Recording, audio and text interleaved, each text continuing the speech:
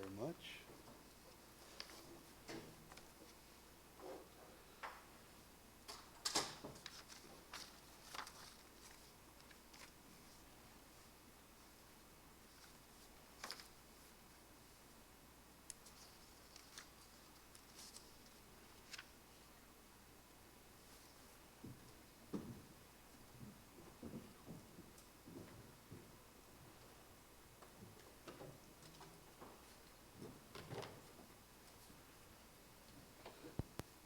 Well, good morning to those of you that got here at 9. I greatly appreciate your early attendance, and I know we will have a few more people coming in as the morning progresses. Today, our process and our topic is to talk about borders and immigration and how that impacts business today, where we see changes in enforcement and as well as applications of laws that are continually changing within our community and being enforced and recognized in different manners. To this, we were very fortunate to be able to partner with a law firm called New Frontier Immigration Law. And before I get into introducing our panelists, I want to introduce Ariana Murrow, who is the person that gave me the opportunity to put this all together, and she's going to share a little bit about what New Frontier does and how they operate. So,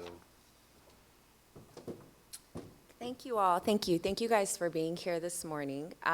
So New Frontier Immigration Law, we are located here in Glendale. We are also located in Phoenix.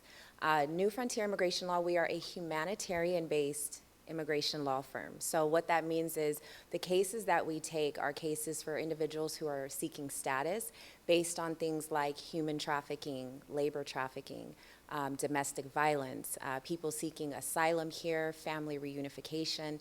That is truly the heartbeat of our organization. We are fearless advocates for the immigration population and the community that we support. We are also one of the fastest growing immigration law firms here in the Valley. In addition to our law firm, we also, as advocates for the community that we support, we also have a foundation in which we provide those same clients with resources and the ability to really work through and heal through what they've experienced. We also have a university in which we teach a lot of individuals, both in our firm and in other businesses, about a variety of law topics so that we can help them to enhance their legal career. And we also newly have a magazine that we use to serve as a community resource so that individuals who are in the communities that we support are aware of small businesses who are allies, who are safe spaces. So with that being said, we're very, very happy that you guys were able to join. I have a table in the back in which you can meet me in the back if you're interested in learning more about joining our firm or learning more about what it takes to become or to work in the immigration law field. I'd be more than happy to speak with you about career opportunities as well. So thank you guys again for being here.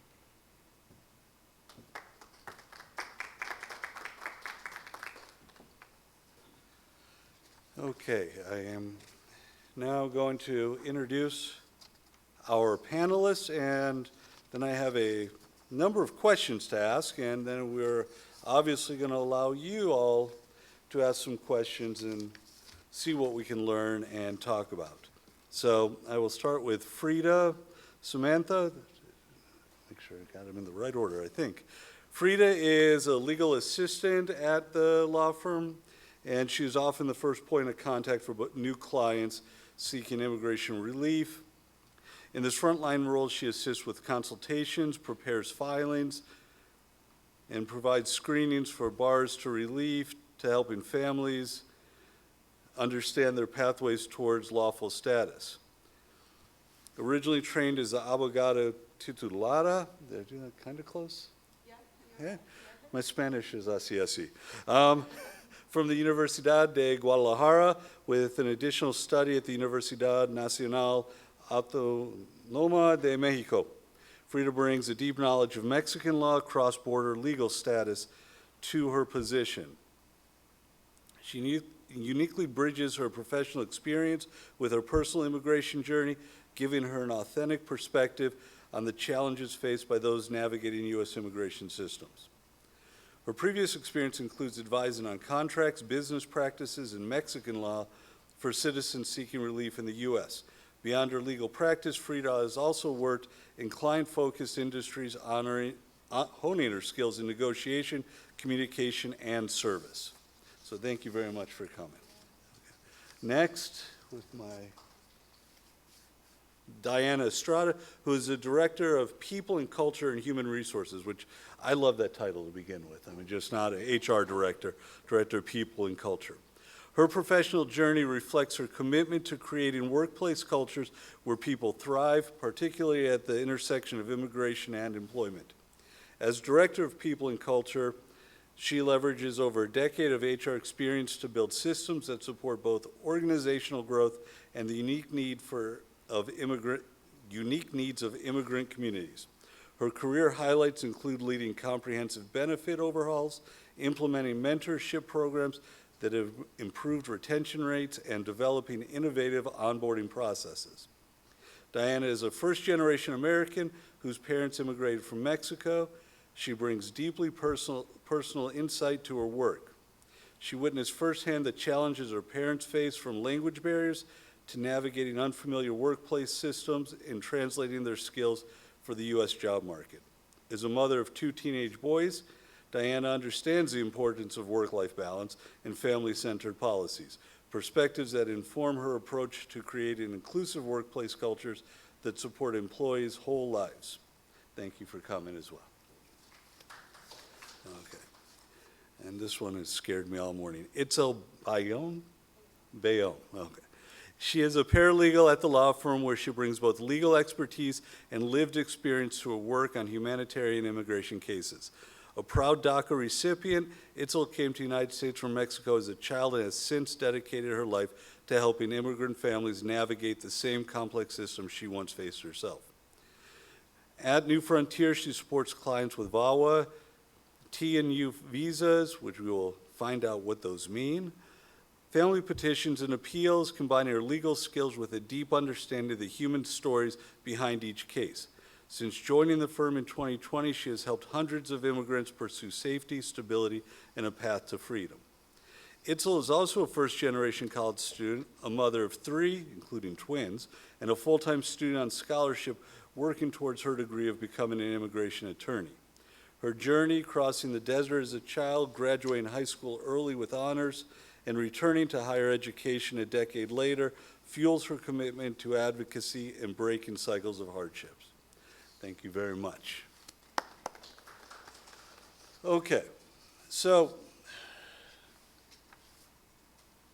I think we will start these, kind of go down the line as well with this. And let's turn the page. Frida, I'm going to ask you a question first.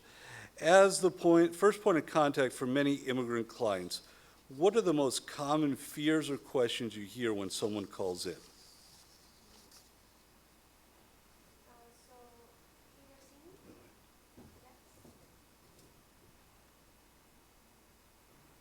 Yes, there you go. So I think that the most common fear that people came to me is to being deported. Of course, everybody is fearing of being apart from their family and do not be able to be with them for any reason that they want. So I think that is the most common fear, but the way that I approach to them and say that starting a new immigration process is not equal to being deported or to be an ICE target. So let them know that doing a process is something good for them, that at the end of the day they're going to get something good, but that is the most common fear, of being deported. And I should ask this before, anyway, we go any further questions. If there's anything I missed in your introduction, please feel free to share any fun facts about yourselves, thank you. most Thank you. definitely. I think I got it all, but. No, yes. No. Okay. Yeah, thank And you. Diana, kind of along the similar space, but as someone with HR experience, with your perspective as an HR leader in Arizona, what challenges do employers face in balancing compliance with immigration laws while maintaining a safe, supportive workplace?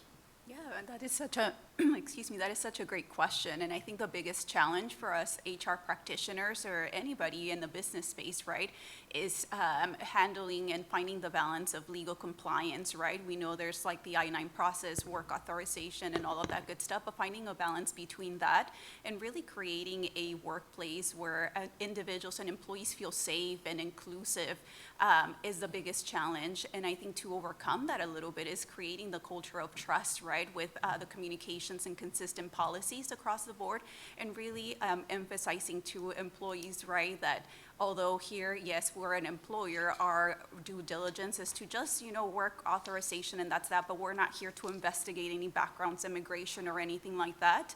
And again, I think the biggest thing of it all is finding the balance, and just having consistent policies in place helps a ton. And sticking with the workplace theme, unfortunately, there are many instances of raids, workplace scares. If a client comes to you after one of those, what documentation or details are most helpful for you to gather to protect them in those situations? So, can you guys hear me? So one of the things is that when somebody calls, or sometimes it's unfortunately a family member who will call and say, you know what, my husband, parent, or child workplace was raided. I don't know their whereabouts. I don't know if they're detained. I don't know if they were able to get away. The most common question for us is always trying to figure out, does this person have an immigration background? Have they been deported before? Do they have criminal arrest? For us to better pinpoint, is this somebody who is being targeted by the immigration raids? And other times, unfortunately, they just happen to be at the wrong place, the wrong time. But the goal is still trying to figure out, do they have a form of relief in worst case scenario that they were to be detained? Okay. And just as a quick follow-up to that, and I think any of you can answer, is there differences in if someone, yes, if they had been arrested before, if they have a misdemeanor versus a speeding ticket versus a felony, are there different impacts? Yes, so there's definitely different impacts versus, let's say someone was arrested or was charged and convicted of a misdemeanor versus someone who was convicted of a felony crime. Now, because of the severity of the crimes, a lot of the times if someone does have a severe criminal background, it makes it very difficult for us as legal advocates to be able to fight for them once they are in immigration custody. Perfect.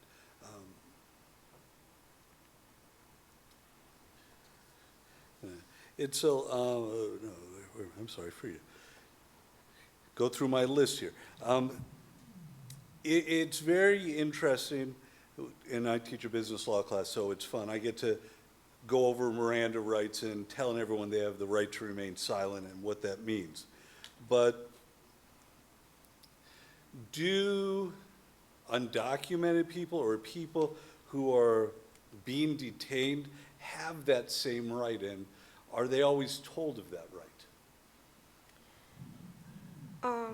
Well, first of all, I think that it's good to everybody know, even though they don't have documents, to know they have rights. And it is the most important thing when they have been detained to say that they have the right to remain in silence. Still, when they are detained, they still have rights. Even though they are in immigration custody, they have the right to speak with their attorney. However, sometimes there is not a lot of time to give them the opportunity of speaking with the attorney or to the legal representative. However, there's other process that people can do when bad things happen. Like in our firm, we have this seminary or course or something to learn about what is coming up after someone is deported if the deportation was illegal. There's something that it's called habeas, that it's for people that where the I mean, I don't want to give like legal advice or something or give an immigration law class right now, but that is one of the resources that detained or deported people can use when they are looking in themselves in this situation of they are committing something that is not right for them. I mean, the immigration people is doing something illegal against them. So even though they have no documents or they are in the detention center, there are still process and rights for them. And I will put out the disclaimer for you. Any information you gather here today is information only. There's no legal advice being given. No one is representing themselves as an attorney here, so that you understand that this is just a discussion, not any start or beginning of a lawyer-client relationship or legal advice. So Yeah.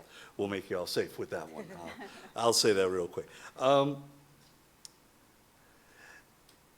Question in regards to the right to remain silent and people learning those rights and habeas that you spoke about.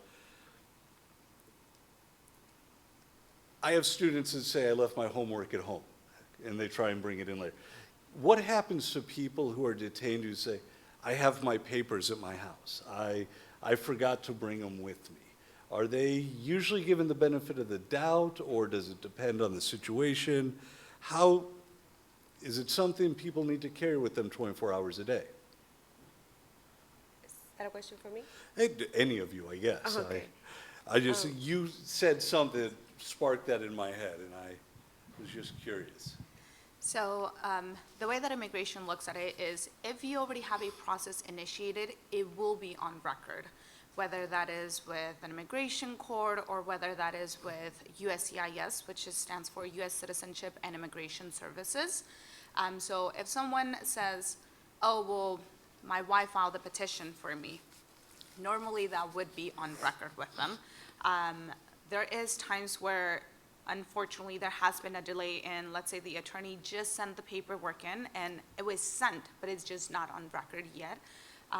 There is situations where when someone is detained, a legal advocate can still send in copies of the paperwork and say, here, even though it's not yet on record, this has already been sent out. Here's the proof that it has been submitted, even though it's still on the way to the corresponding office. So once someone does have a form of relief filed with immigration, one of the advice that we always give is always carry copies of your paperwork with you. And what that looks like is have a copy in your car, have a copy at home, as well as giving a copy to a trusted family member that can then advocate for you in worst case scenario that you are detained. Okay, thank you very much. Diana, when we look at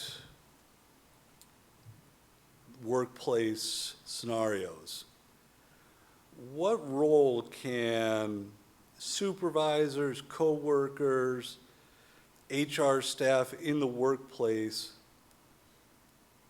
what roles can they play in protecting workplace rights for themselves and for their employees or coworkers?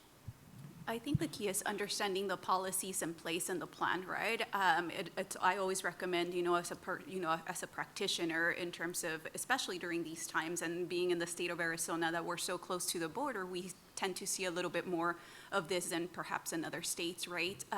To have like a plan in place. So what would it look like if there was a raid? You know, identify a point of contact, a person, designate that person to be a spokesperson.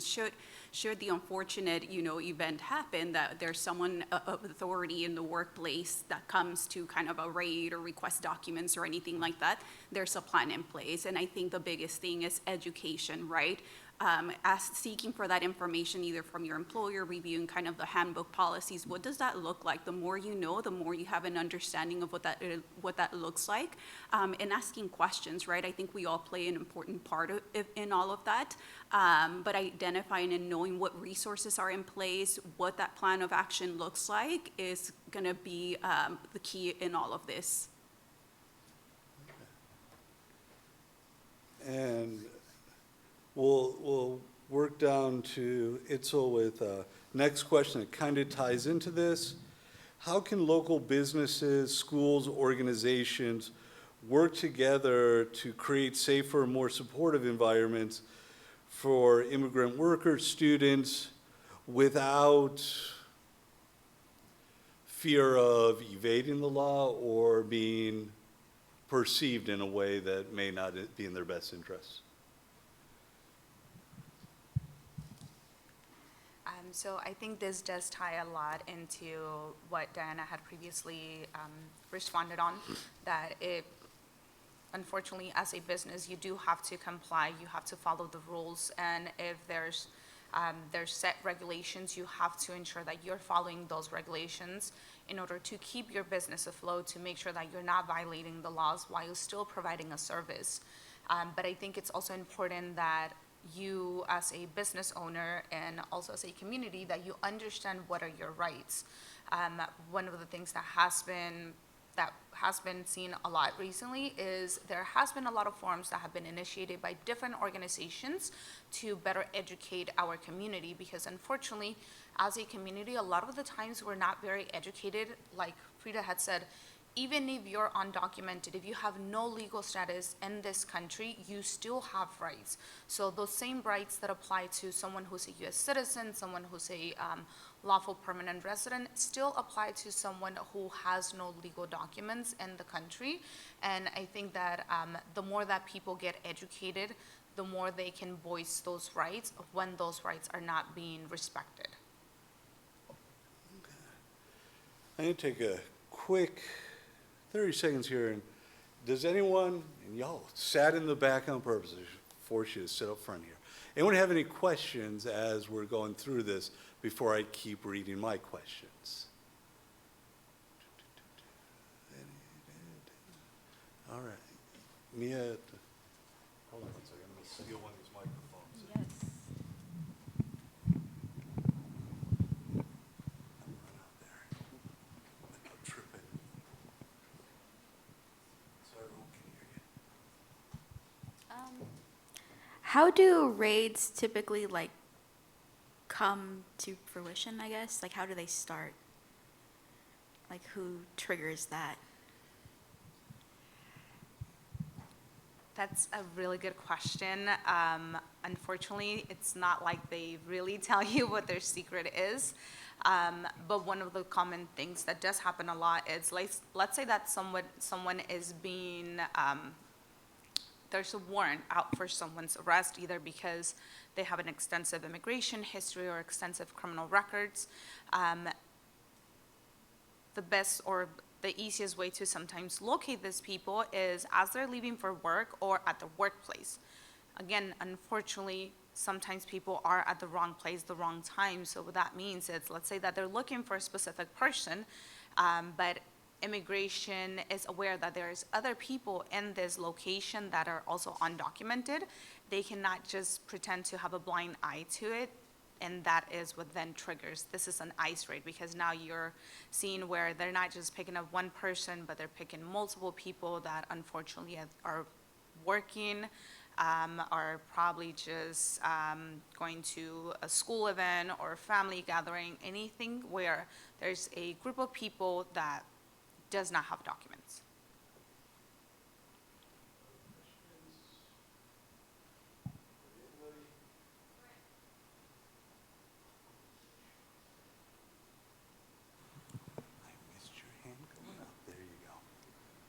what do you do if like a family member is detained by ICE? Like, what's your next step?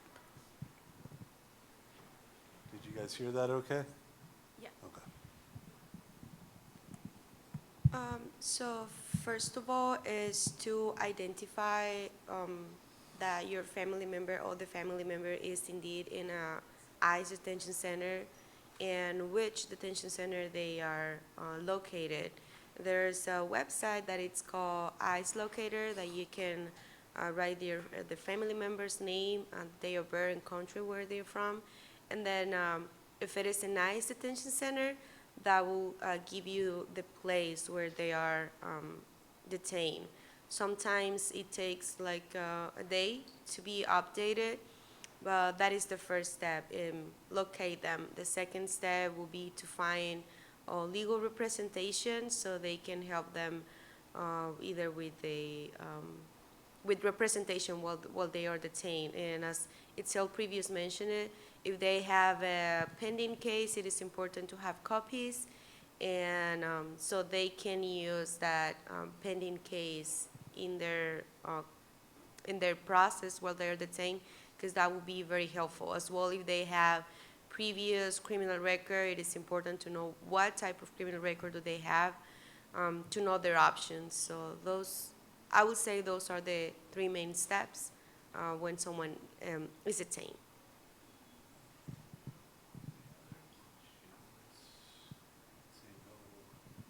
Small hands down, up, that I could miss. Okay. There it goes.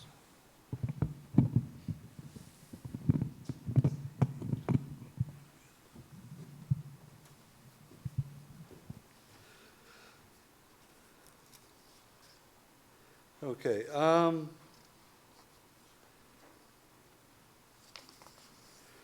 one other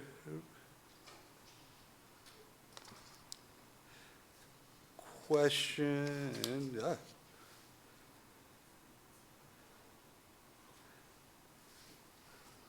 Next question I have. Where did my list go? We will go with Diana next. How about,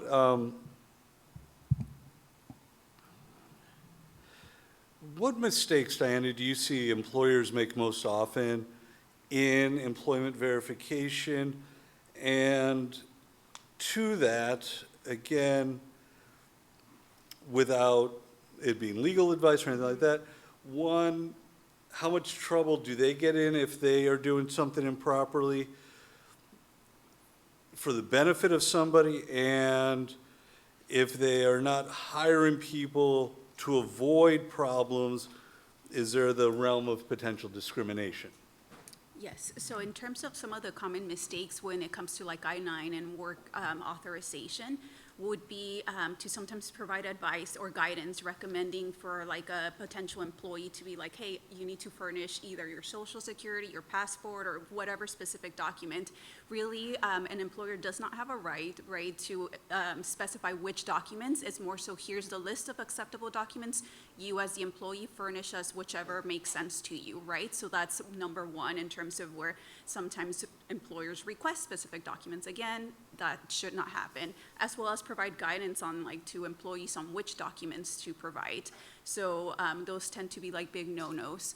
In terms of the impact, right, of falsifying, I suppose, for lack of a better word, if you know, an employer decides to move forward, even though they verify that someone does not have the work authorization in place, that could be potential, you know, from a business perspective, penalties, because they're violating at that point, right? Law. There is, as I mentioned earlier, the legal compliance aspect of it. And in Arizona, it is one of the states where, like E-Verify, for instance, it's a national program, federal program, where we have to run I-9s through a database to confirm work authorization. So if we bypass that, if we're audited or knowing fully, or we hire individuals without a work authorization, that's a business impact, right?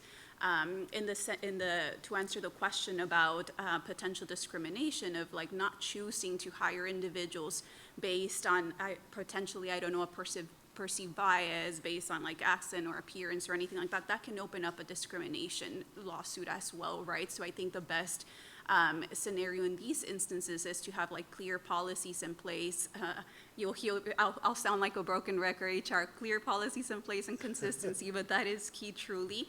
And ensuring that anybody that's in those types of roles, whether it's hiring managers, you know, that we're helping us, that they're helping support the business with the I-9 process and all of that good stuff, that they have clear training and guidance in terms of the process so that we can ensure a consistent and fair process for everyone coming in as an employee as we navigate that process, which again, I know it brings a little bit of a balanced scenario of trying to conform to like legal compliance and the law and all that good stuff with trying to create a diverse and inclusive workforce too.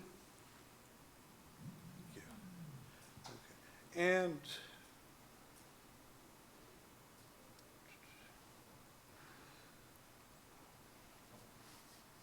it's a, when you are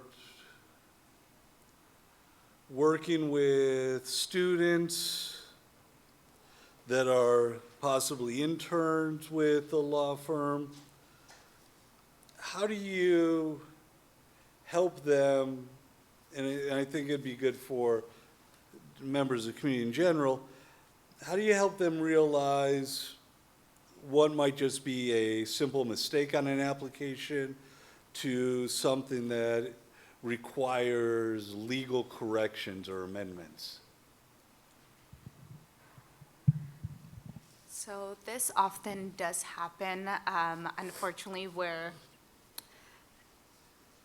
a simple yes or no on an application does have a huge impact, and it really just depends as to what it is. You know, let's say, for example, I wrote my child's date of birth wrong on the application versus I forgot to disclose that I was arrested. Because what happens is anytime that you're signing an immigration form, your signature says that you are signing under penalty of perjury, meaning that everything that is included in this application is true and correct to the best of your ability.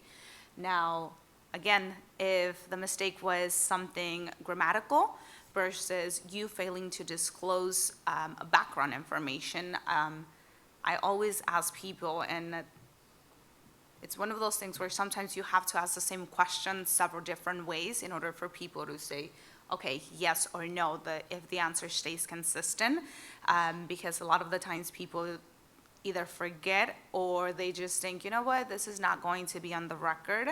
And again, if it's a simple grammatical mistake, you can easily do what's called a request for a grammatical error to be corrected by either calling, making a written correction to USCIS versus I forgot to disclose this, will this not be an issue?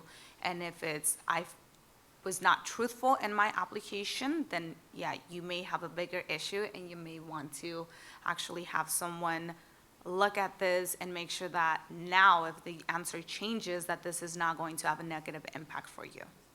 Okay, awesome. And, I mean, and this goes, I think, to all three of you. Your jobs, your work is based, kind of what Itzel was speaking of, trust of people coming in and speaking to you, or people when you go out to community and speak to them. How do you build that trust? How do you create the comfort in people knowing that you are truly working for their best interests and you're on their side and not just trying to collect a paycheck? I mean, it's the best way for me to ask that question. And I'm not sure who wants to. Yes, so I would say that first of all the information shared during either a consultation or a follow-up appointment within the legal team, it is confidential, so all the information that they share, it is for the best use of their interest. But of course, if they have any type of background, there is ways that we can submit requests for those records, and that way we will know how can we use that record for for their case and if that is something that is going to affect them. But I say that sharing that with your client, with the client that we have at the firm, that all the information is confidential and have the trust in us to work the best way their case, it will be kind of how we gain that trust in them, and they trust in us as well, because they are trusting their personal information like social security number or personal criminal or civil record. And I'll add to that, so from like an employment side, similar approach, right? But I think it's, right, building a relationship, as with any, it takes time and trust, and actions speak louder than words. But if we're speaking in terms of like the get-go, is, just reassuring employees at the end of the day too, like from an employment perspective, while we are there to follow certain legal, processes and compliance and all that fun stuff, there is a fine line, right, where we're not there to investigate, like, what's your immigration status? We're simply there in terms from an HR perspective and employment. Is this individual authorized to work here? And that's the end of that, and take documents at their face value, right? We're not plain detectives, we're not attorneys, we're not, again, from an employment base, right? We're not there to seek what the immigration status is. And I think most importantly, Frida hit on a very important point, is safeguarding the information, right? It's understanding what, from an employment perspective, we have a duty to protect everyone's information, right? And even when it comes to like requests, we can only disclose so many things. So helping, it's an education piece, helping employees understand kind of like their rights too, right? In that sense, what policies are in place. Helps create that trust and relationship, in the sense that we're not there out to get you or to turn anybody in, right? There's rights, and we must follow them to safeguard your private information as well. Okay. And our group has grown a little bit over the last couple of minutes, so I'm going to do a brief reset and reintroduction to everybody, so you all know who we have up here who's speaking, and we are going to then continue with some more questions. And if any of you have questions, please raise your hand, let me know, and we can bring the microphone out to you and you can ask those questions as well. Sitting closest to me here is Frida. She is a legal assistant and paralegal at the law firm, and is often the first point of contact for new clients seeking immigration relief. In the middle, we have our Director of People and Culture and Human Resources, Diana Estrada, and she has been handling HR for over a decade, and is working to create and build systems that support organizational growth and the unique needs of the immigrant communities. And at the far end, we have Itzel Balon, and Itzel is a paralegal at the law firm, where she brings legal experience and her lived experience to work on humanitarian immigration cases. She is a DACA recipient, coming to the U.S. from Mexico as a child, and has dedicated her life to helping immigrant families. Also is a first-generation college student and law student. So we are excited to have our three panelists here. And I have a question for you, and I think when we were kind of coming up with ideas of questions, this was for y'all and also the audience, and I'm going to ask you first, and maybe we'll have the audience answer this as well a little bit later in the hour. But if you had a magic wand and you were the Queen of Arizona for a day, not being able to change immigration laws because that's the federal government, how would you change, or how would you like to see changes made in the way workplaces handle immigration compliance and worker protections? To any of you, all of you? That's a good one. I think consistency across the board, and education. I think sometimes us as employers, we don't do a good enough job of educating, right, in terms of our employees of the rights, of what it means, of what processes are in place, what resources. And sometimes we try, right? But it's one of those like communicate, and then guess what? Oh, communicate again, right? Because I think the more that we put out there in terms of like the different things, that we have in place within the work environment is what's going to make a difference. And I think if I had a magic wand, that would be the thing across the board. Like just focus on like that training, that transparency and communication with employees, because while we can't change some of the things that are beyond our control, the legal landscape and all of that, it's like focusing on things that are within our control, and that's being supportive, building that open relationship, communicating with our employees so that they understand their rights and what resources are available to support them, especially during these times of uncertainty. Any other thoughts, other queens there?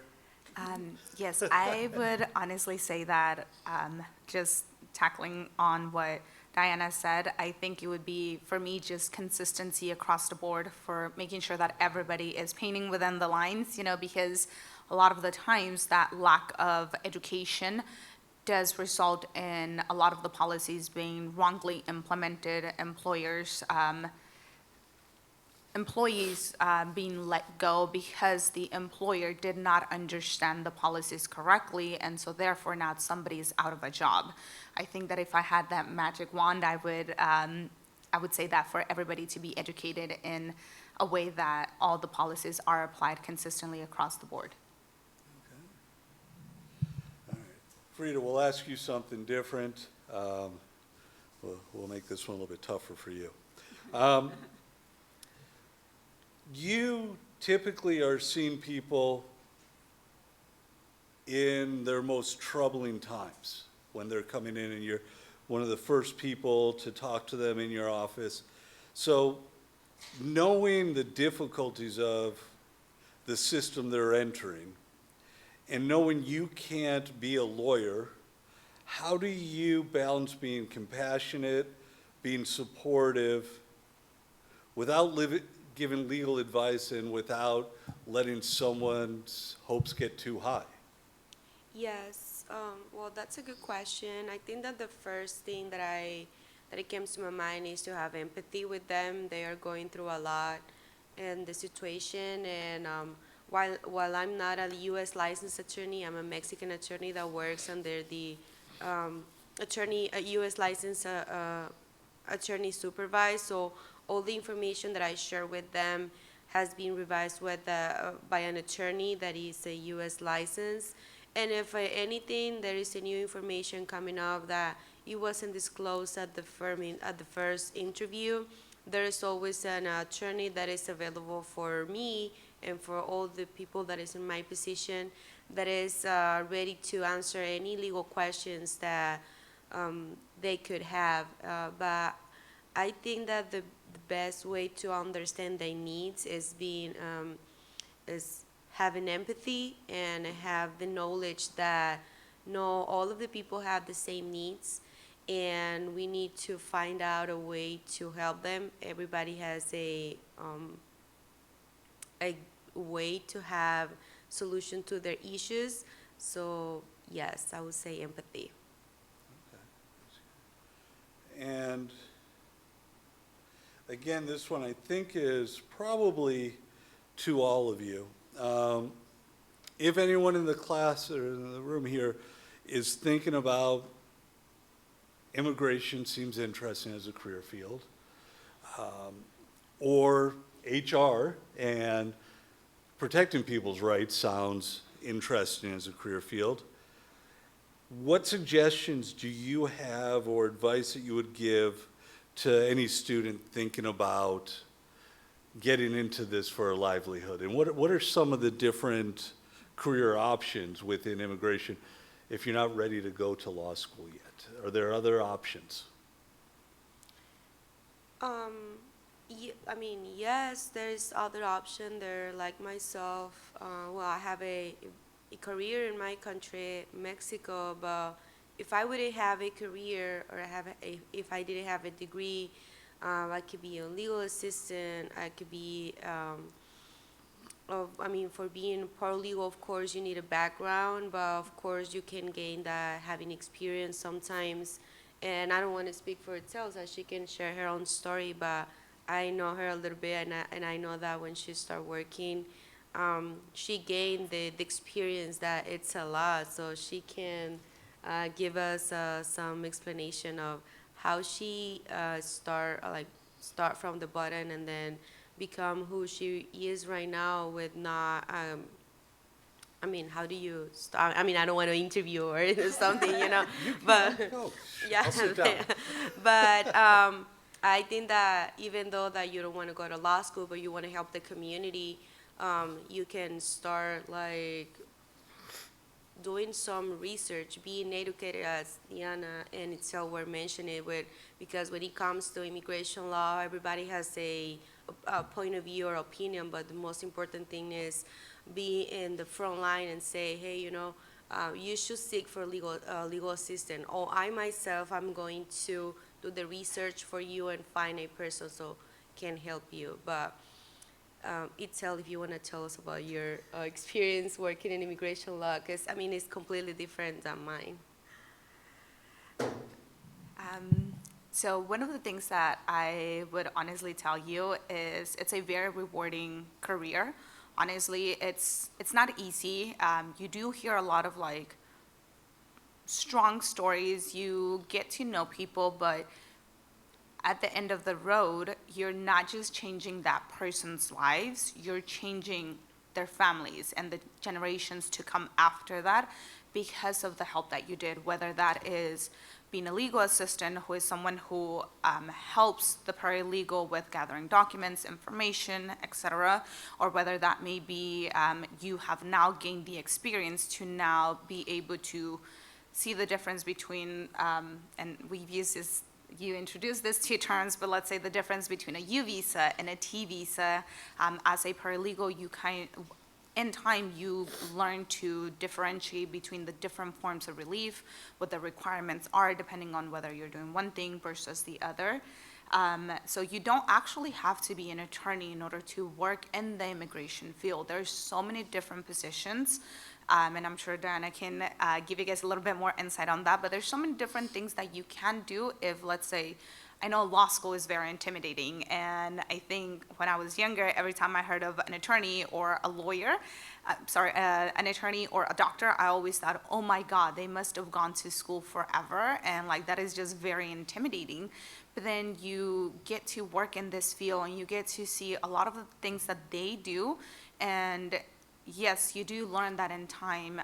Myself, I have been doing immigration for over 11 years, and while I did start as a receptionist, it was something that really caught my attention, and because I was drawn to it, I wanted to learn more and more. Every time that somebody mentioned a term that I didn't understand, I would research it to better understand it, and now I can say that the terms that I know, I can simplify it so that it's not just I understand it, but then also the clients that we're helping, they understand this is the process that we're doing for you. This is why we're doing this process versus like your neighbors that may have a different process. So that is, that would be my advice for you guys if any of you is looking to get into immigration law.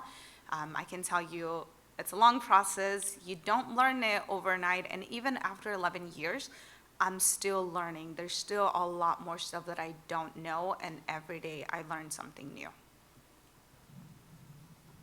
And for me, from like an HR perspective and career and all that fun stuff, the biggest thing that goes kind of, I'm sure you've all heard it, and sometimes I don't think we make enough emphasis is networking, right? I think the more you talk to like people in the field, you gauge a sense, different perspectives to kind of help you make an informed decision. Hey, is this kind of where I see myself in the future going?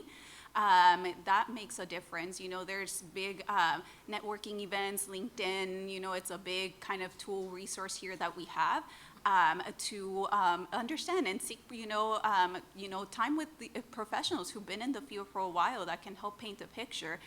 Even there's plenty of internships out there, right, in different types of fields to kind of give you a little bit of perspective, that experiential learning to see like, hey, do I see myself in this type of role before like a longer term commitment. For me particularly, I started as an HR assistant like 13, 14 years ago and worked my way up, right? And to Itzel's point, it's always learning.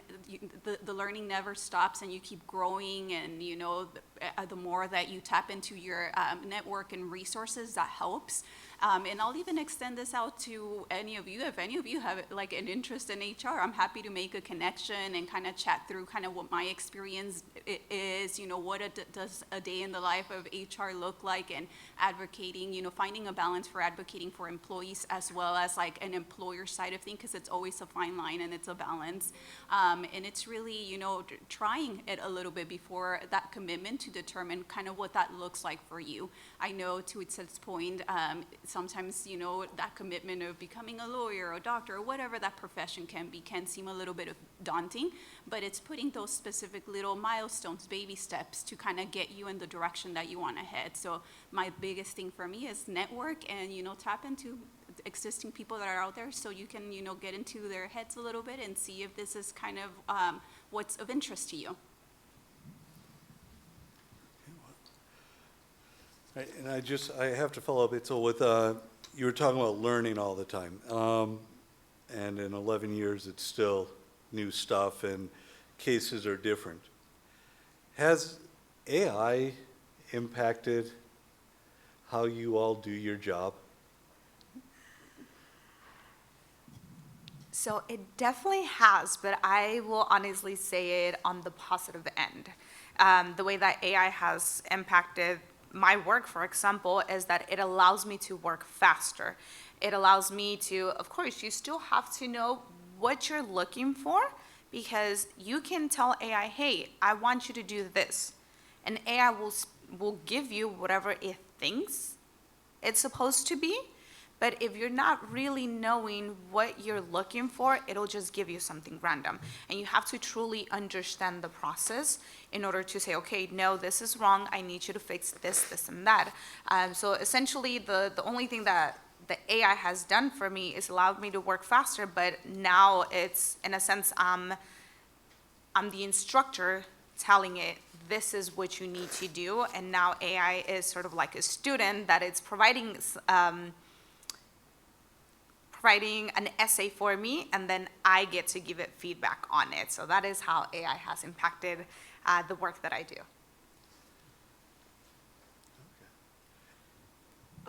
Well, in my personal experience is kind of similar that Excel.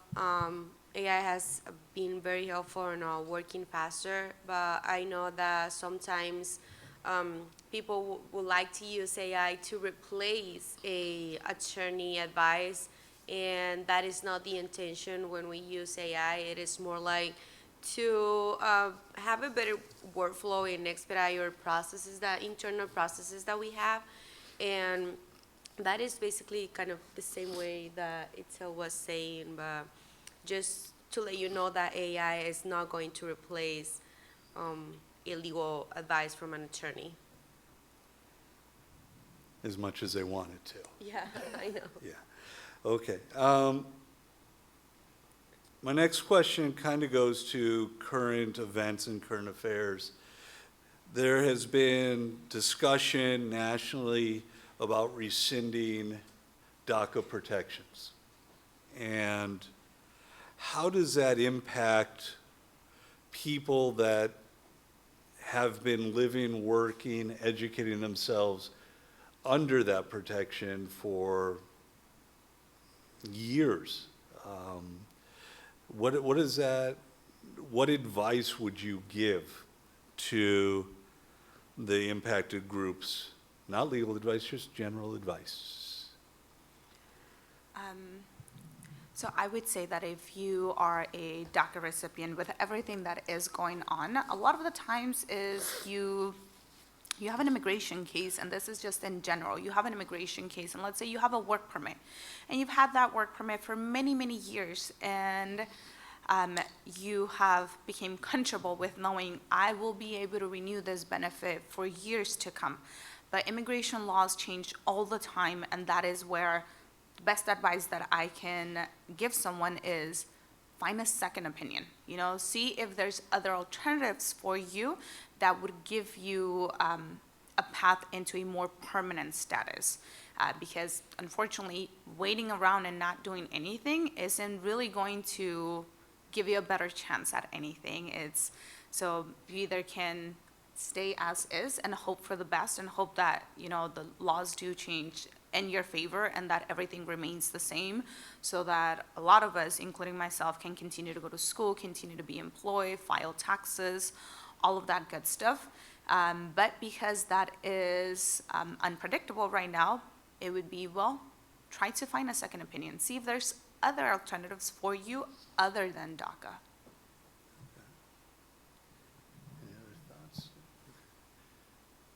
Run through the room again with the microphone. See, anyone have questions? Take yours. Who's got questions? Anybody? No? Y'all getting all this shit's 100%. No thoughts, no concerns, no nothing. Y'all being way too shy. Think this is class or something. There's a question back there. Would you wait till I turned around, right? Walking, staring at you, and you're like, no. Turn around. There you go. Hi. You said, going back to what you said a few questions ago, networking, that it's really important for us to, get into it, ask questions, get to know other people. But how does someone, I guess I'll use myself as an example. I have no connections to HR or any of that. How do I begin networking with people like that? Where can I go to find those resources? Yeah, that's an excellent question, right? And networking, that's a big word, and it sounds intimidating, right? Even to me, sometimes I'm like, networking, what am I getting into? But it doesn't have to be daunting. I think it's starting small steps, even within your own local community. Who do you know? And it's just talking to individuals like, hey, I have an interest in this. Do you know anyone? Things like that. It's baby steps, right? It doesn't have to be like, man, I'm trying to make a connection with the vice president of this company or anything, because that's daunting. But I think it's starting with a small kind of actions like that. I know there's plenty of groups out there. If you go online, do a quick Google search in terms of different events that different organizations put together of different topics. Good opportunity to attend some of those because you make local connections. As an example, last week I was fortunate enough to go to a Dress for Success event in Phoenix for a new location, and I didn't know anyone. I'm such an introvert myself. I'll put myself out there. It's out of my comfort zone, and maybe some of you can relate. And it gave me a little bit of anxiety, I'm not gonna lie, right? But I went, I didn't know anybody, and I started, picking up and, introducing myself, talking to people. I came out of there with 3 different contacts and connections, just chatting, a little bit mutual interest, and starting small. So it's finding those local events within communities. A lot of the community colleges, and I'm sure here even, there's different events that they host to kind of bring people together. But then that's starting small. Of course, I always encourage everyone. LinkedIn is such a powerful tool, and it's one of the primary networking sources online, at least here in the U.S. Create a profile, start kind of just connecting in terms of following thought leaders on different topics of your interest, whether that's HR, whether that's immigration, and start there commenting, and you'll start building connections. That's what I would recommend. And of course, and someone in HR here, me myself. So if anybody has an interest, come talk to me, and we'll set some time, and I can be your first connection. So, or any one of us too, for that matter. Fantastic.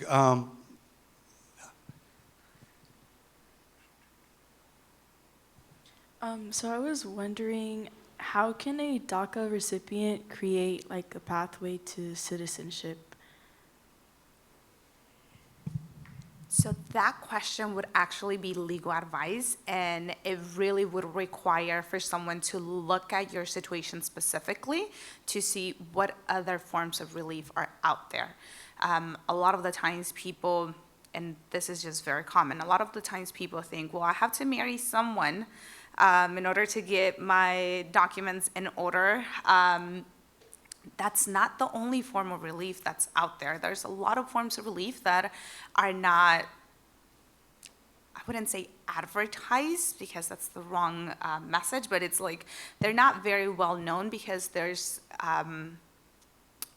there's this fear that people will abuse that system. So there's definitely several different types of relief. One of the things that we do is we specialize in humanitarian-based visas, which a lot of people, when they do come in and they meet with Frida, most of the time they come in with an idea of, I'm gonna get my documents through my spouse, through my parent, through my child.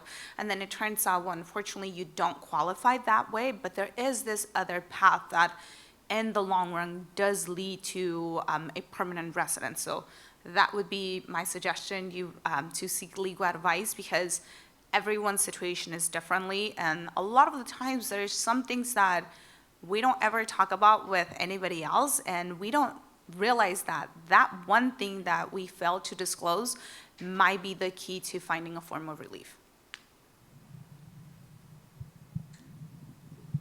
Something that I would say, and I will add to what Itzel say, is that yes, there is humanitarian relief for people, but also it could be a employment-based petitions that you can make on yourself, or even if you have a master or a bachelor's degree and a certain years of experience, you might be able to qualify for a immigration relief, but every case is different, and we will need to look for it. So if you know someone that has DACA and want to explore that option, definitely give us a call so we can give you more insight on what are the options, because it is not just to get married with someone wants to get papers.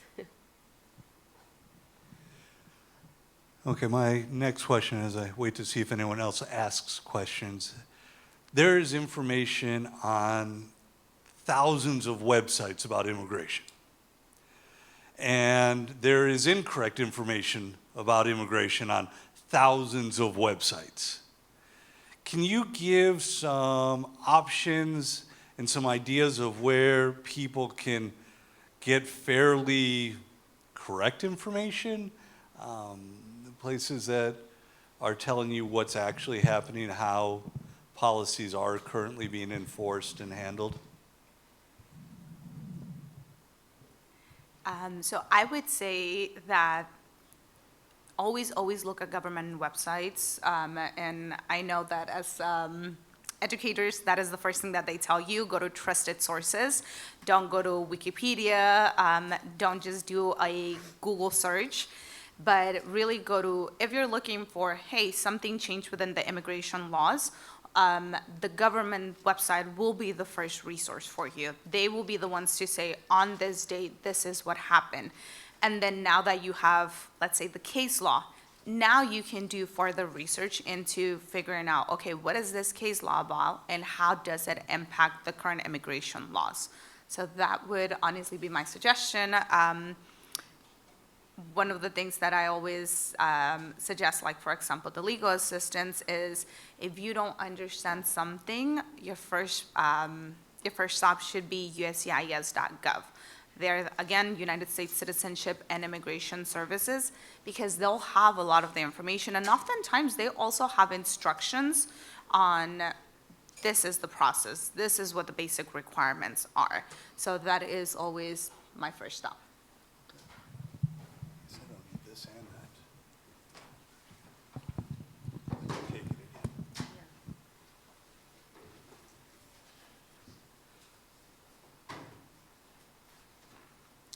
If your family, I had the question right here somewhere. Somewhere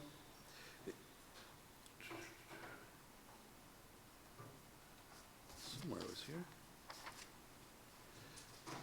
I lost my question, but here we go. If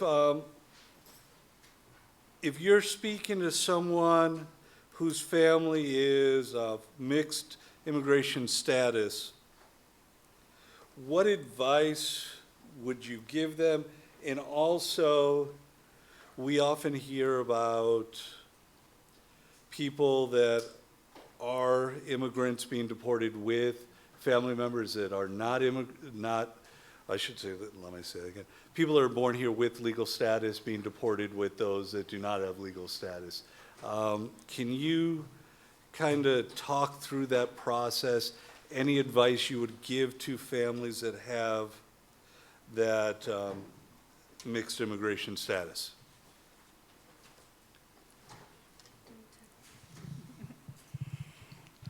So one of the things that New Frontier recently focused on was the Know Your Rights Forum. Now, this is not just knowing your rights, but also having a family emergency plan. What does a family emergency plan look like? Let's say that, again, you have mixed family, but you have little ones, you have maybe elderly under your care that are either U.S. citizen, permanent residents, that do have a legal status here. Now, it's always best to have a plan in motion already and let somebody else know what your plan is, whether that is, hey, my children will remain in the U.S. under the care of X person. Now that person, you're not just going to have a verbal agreement with this person and say, hey, I trust you enough to take care of my child, because unfortunately, it's not as easy as just feed them and make sure that they're bathed. There's a lot more stuff that goes into it. So in order to keep the family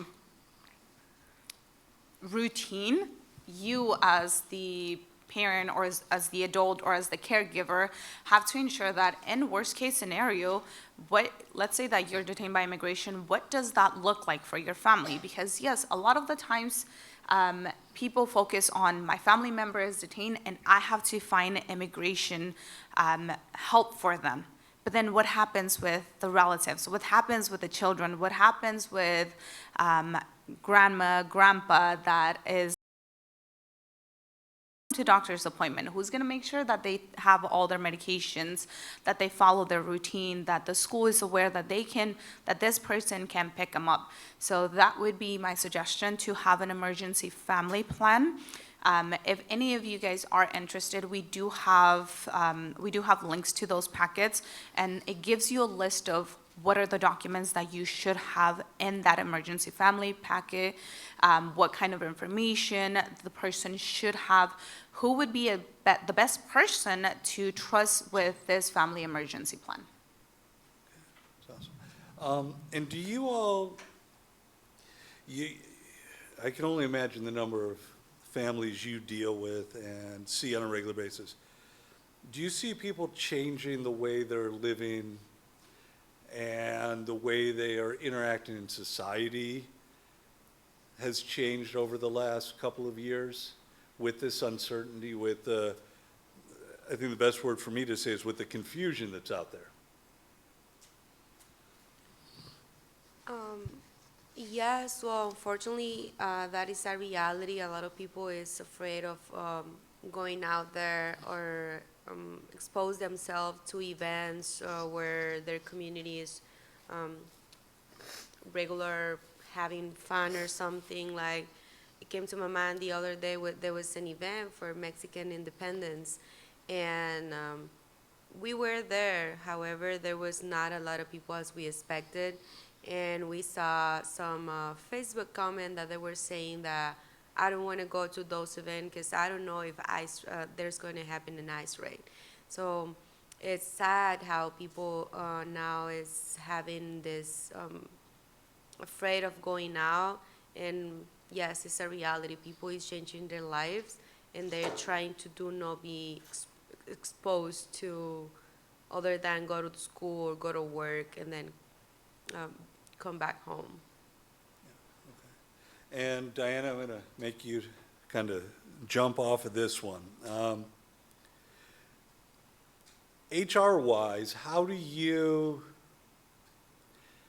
deal with this? And I know from my experience with a couple of businesses where there have been rumors there were going to be raids at their places of work, employees didn't come to work that day. How do you balance the HR aspects of that? And it's not always people that are undocumented that don't come, it's people that just don't feel safe. So what's the HR world to create this,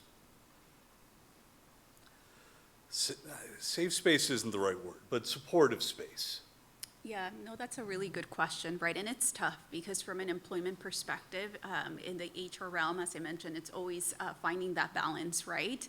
In terms of, again, what is required of us from a legal compliance perspective versus what's in the best interest to create this inclusive work scenario for our team members, for our employees.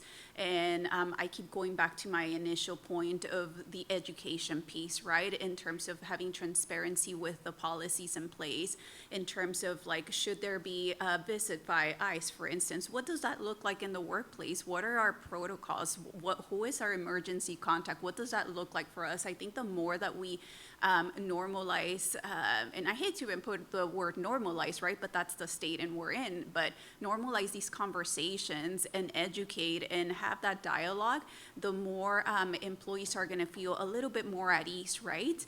And even in the grand scheme of things too, potentially, if the business allows, are there remote hybrid work arrangements that can be done for a lot of the team members, especially for those that have families, where their position could potentially do a little bit of a hybrid scenario. So those are some of the considerations, but again, going back to my main point is on the education and making sure we're transparent kind of what would it look like if, right? So it helps prepare mentally a little bit of our employees to know what that would look like should something happen.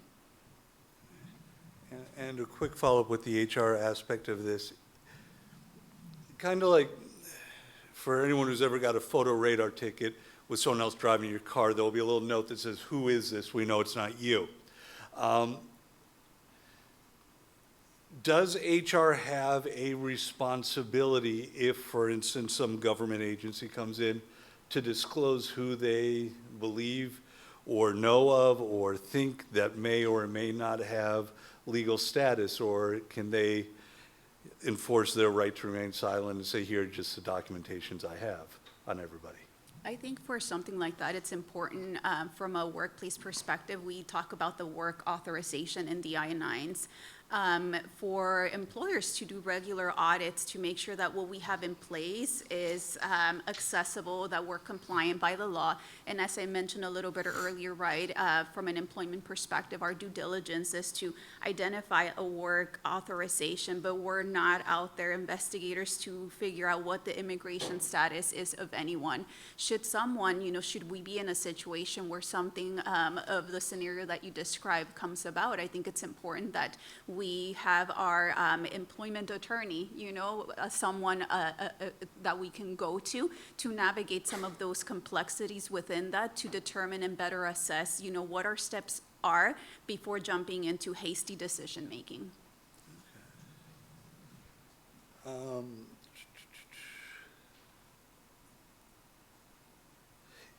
If you were going to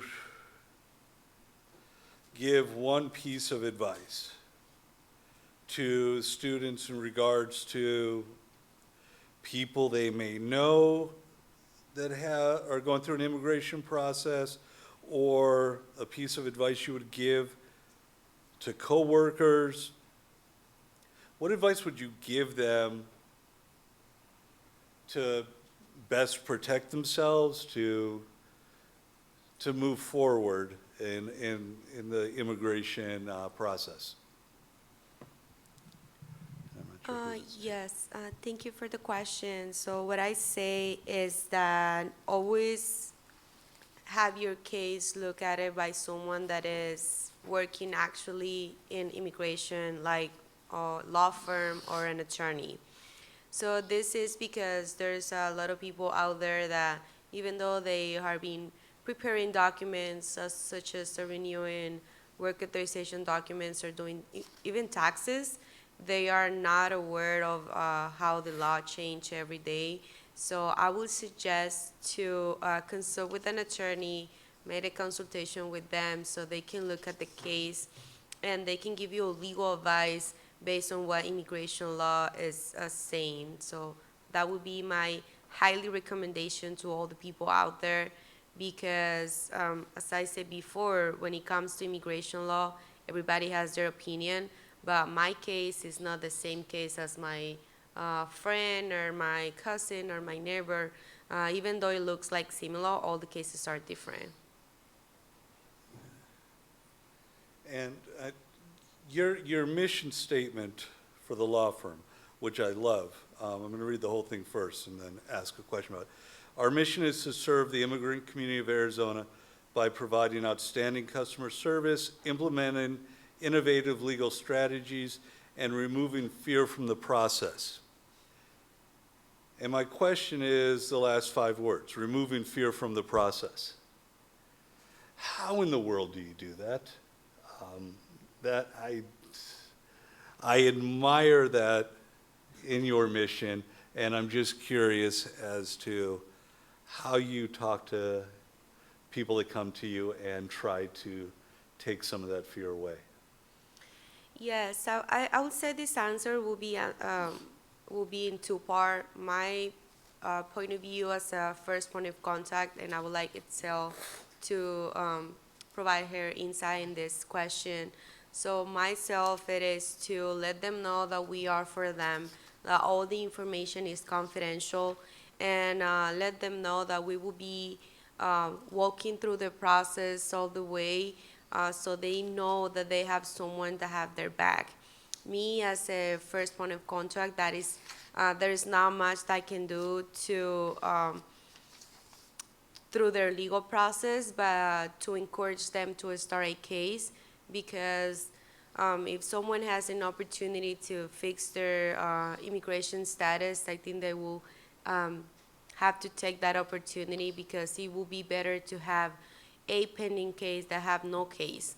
So having trust and having confidence in their case has been reviewed by an attorney, and we have the chances to look at it for more than one attorney, so everybody has their opinion, and to identify what will be the road of their case, and have empathy for their situation.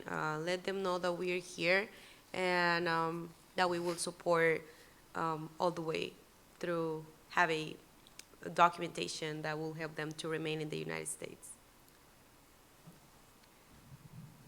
And I would say that once, after Frida has been that first point of contact and now we're handling the case, there's a lot of times where people do get cold feet halfway through it, and they just want to say, I just don't want to do this. I don't think that this is the right thing to do, because what if this fails? One thing I've always told people is doing nothing, you already know what's going to happen. You're still going to be in that same situation.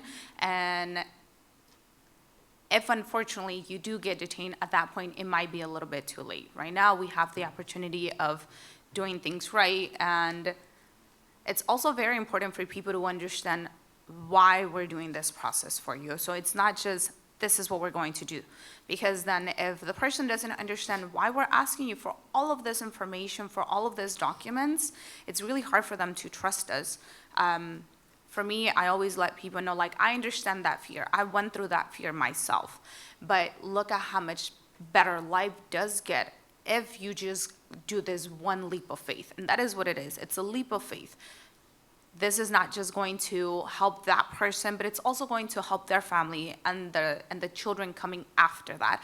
It's kind of like a domino effect, If your life gets better, your children's life will get better, and your children's life will be better as a result of you making this tough decision.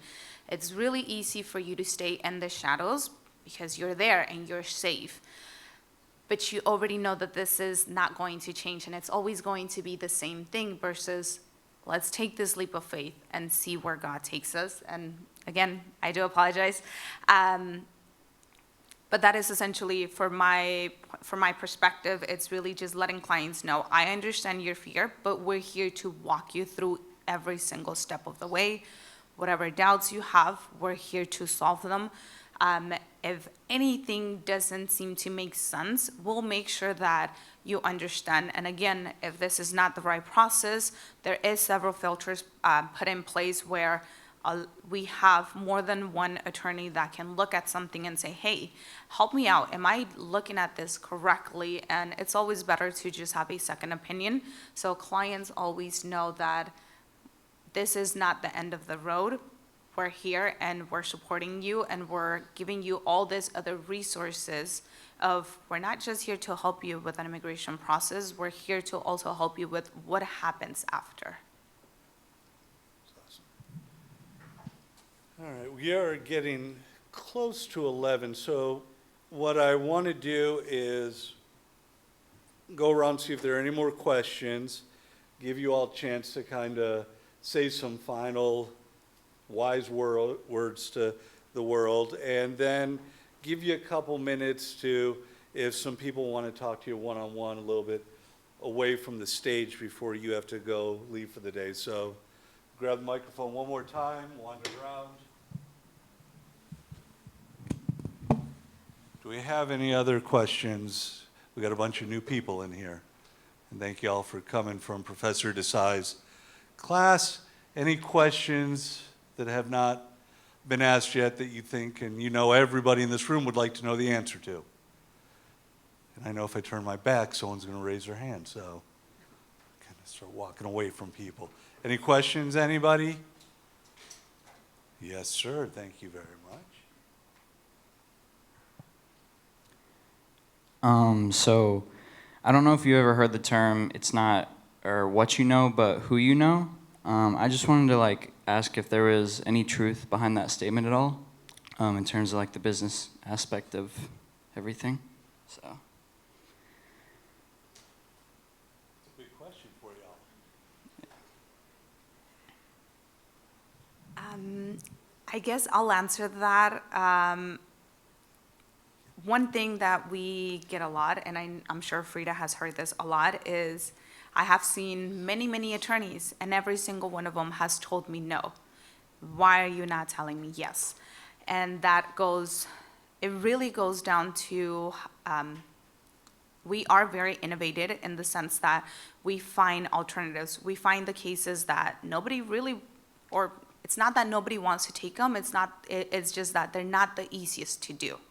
And a lot of the times, we do hear that some attorneys, this is a new process, they're not educated on it, and so therefore, because they don't have the knowledge on it, they would rather not take on those cases. What we have done at New Frontier is we are constantly learning. So as a team, everybody across the board is constantly learning.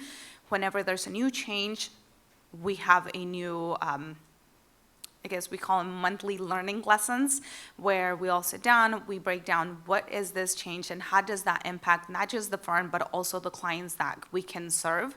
So there is a little bit of truth behind that, because you have to know the right person in order to be able to have a different result. Very good question. Anybody else?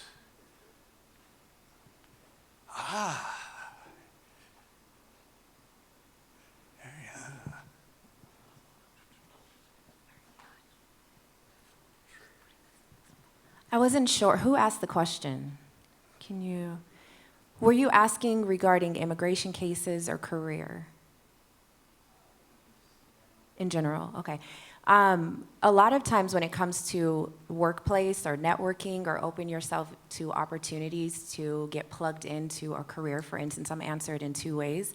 It is true in the sense that hiring managers and organizations will hire people that they trust. So being referred, networking can really help you to get into the door, because we're often told so many things, and it's so easy, just like I'm doing right now, it's so easy to just recite words. It's just sounds, right? So we can all say that we're amazing, we're an amazing fit for the organization, but it's so much more powerful to be referred. So networking is a huge opportunity to do that. When it comes to immigration cases, knowing somebody in government is not going to change law. However, knowing the right team who has the right heart, who has the right intention, can absolutely help when it comes to immigration cases. So fortunately for everybody in this room, you are here and partnered with New Frontier Immigration Law, and I can tell you that we are at the heart and the core of truly, truly helping people. So yes and no in a way. And since she made that answer so good, I'm going to have to expand on it even a little further. This is all happening because of networking. A participant in a seminar a year ago, she and I were talking, and I said, I want to host an informative day of the law to immigration. And she said, I know the perfect person. And next thing I know, I have Ariana's text message, her phone number, and say, here, text her and tell her what day, what time, and she will bring the amazing people of the law firm in, and you will all learn and benefit from this. So knowing people helps. Will it give you citizenship? Unfortunately, that's not that easy, but will it give you a job and some great speakers? That it can do. So, any other questions before we get some closing remarks? I'll look away again, see if anyone raises their hand. No. All right. I'll let you all share any words of wisdom or best practices or good jokes or whatever you have to give everybody a sending off thought and something to remember. Yes, I would start. So I would say that working in immigration law has been a very rewarding for myself. While I would say immigrant, I have been working with the work visa for a couple years. When I met the attorney Hillary, she had a trust in me, and as I didn't have the experience of many other immigrants in this country, I can stand for their rights, and it is very rewarding for me to see that someone that has been through a lot, just because they came to me and I have the opportunity to help them just a little bit, they have all these big opportunities in their way, thanks to all the legal team that has been supported. So if one day you want to work in immigration law, knows that it's not just going to be a job, it's going to be something that is going to have your heart happy, and you're going to feel a better, not a better person, but just like you're doing something for someone that maybe you don't know, but is coming from either your country or your community. And it can be your parents, it can be your siblings, and someone you love is having someone that they were looking for so long time, long time. Yeah, sorry for my English. So Spanish is my first language.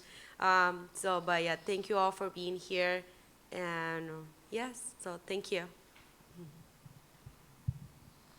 For me, I just want to start off by saying thank you to everyone for your attention and for giving us the space and the opportunity to connect with you all. In terms of, I guess, words of wisdom, right? What I say is be curious, right?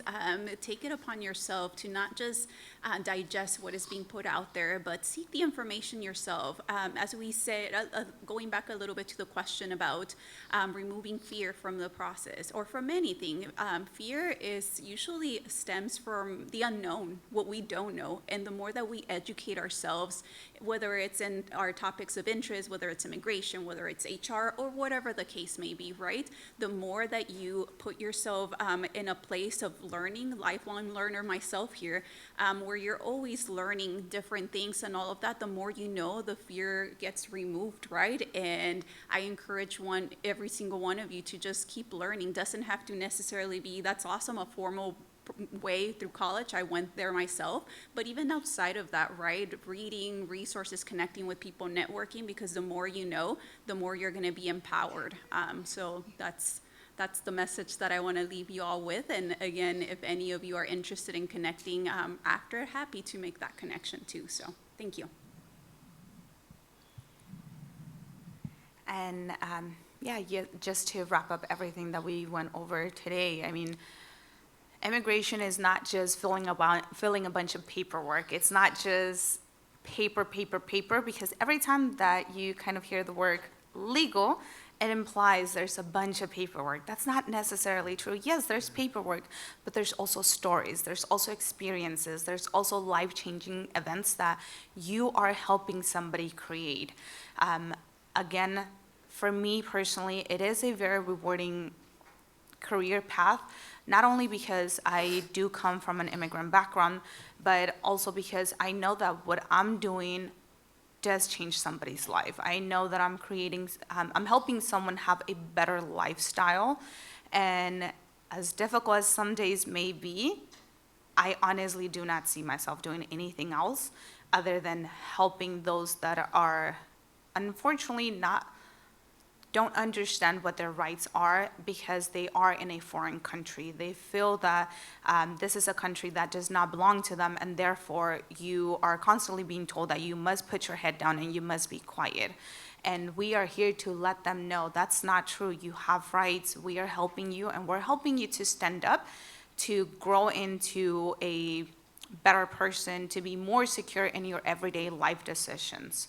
So that is what I would leave you guys with. I do appreciate every single one of you guys for being here, whether that is because you were curious, because you want to learn more, and definitely if you do have any questions, you want to get in immigration, but you're scared, you don't know where to start, we're here to answer those questions for you.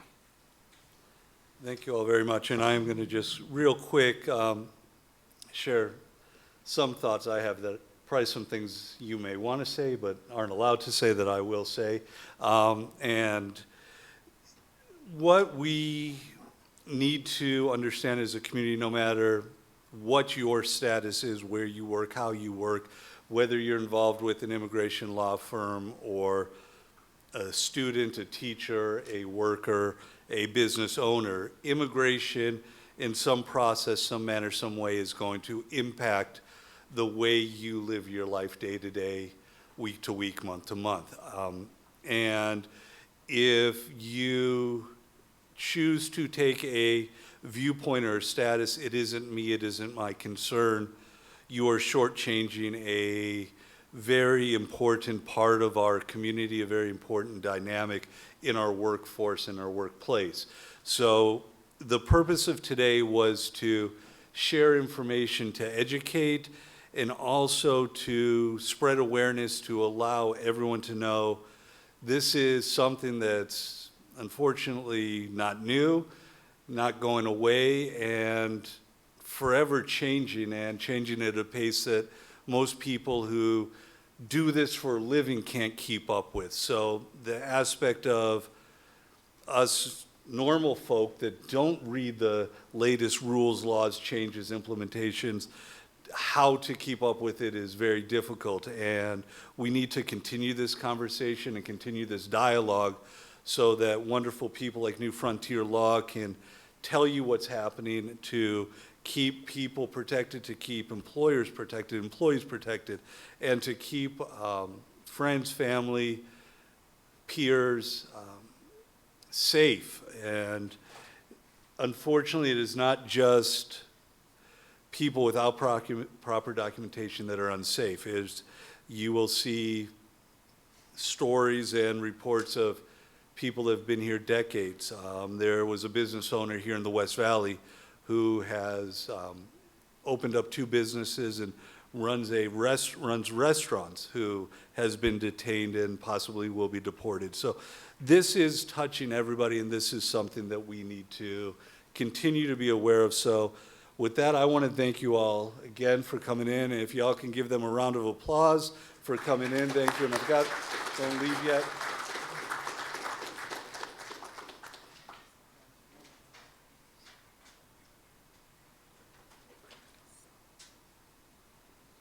Little gifts to say thank you.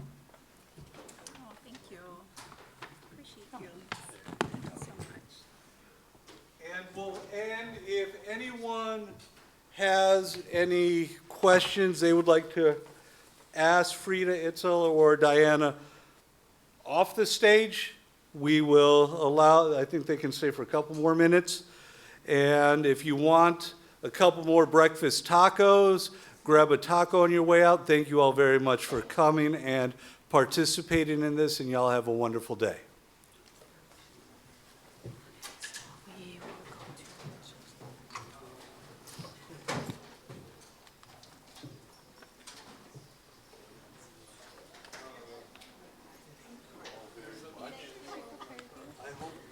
None of the questions I asked kind of.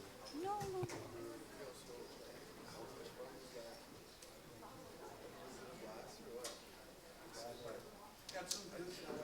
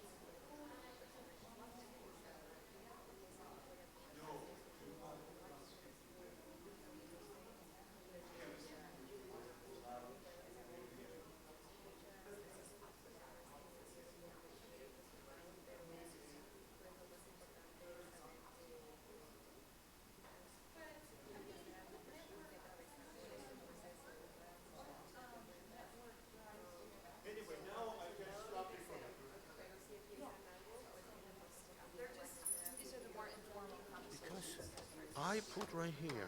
Yeah, that's fine. I But- probably grabbed it. Okay. But do you have